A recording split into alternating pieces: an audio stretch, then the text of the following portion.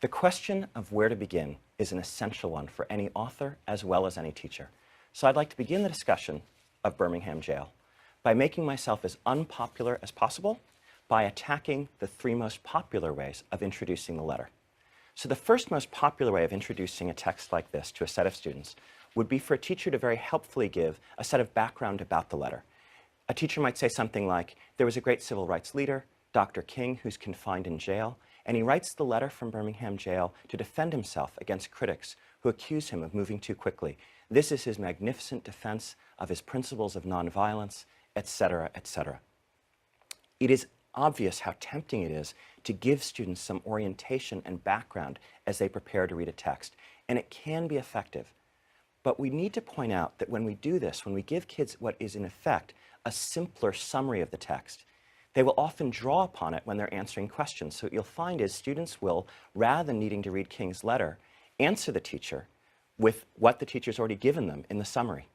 And because the teacher was the one who said it, often those answers turn out to be correct.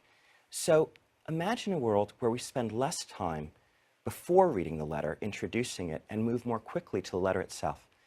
That moves me to the second most popular strategy, which would be pre-reading strategies. And as you know, in reading instruction, we've developed an increasingly large set of pre-reading activities. And one simple way to put it, for example, is that predicting what's in a text before you read it is not an essential college and career-ready skill. So much is built up before reading. Let's think for a moment of what it would be to just begin reading something.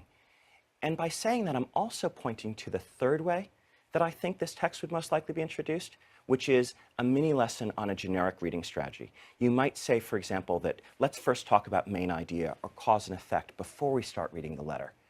But inevitably, such a generic strategy becomes disconnected from the text that follows. And what about letting King set the agenda and exploring what he thinks are the most important things and important topics, as opposed to our own prefatory judgments and creating a hunt-and-seek mission? Let's take the example of going to a movie together with a friend. Imagine if you were forced to predict what would happen in the movie before you saw it, or the movie was constantly interrupted by saying, now we see a train, and the person would stop the movie. Have you ever been on a train? Imagine you said, we have to determine what the questions are before we start observing the movie. What about watching the movie with care and the questions emerging from that movie? That would be the best way to watch a movie and perhaps the best way to read a text closely.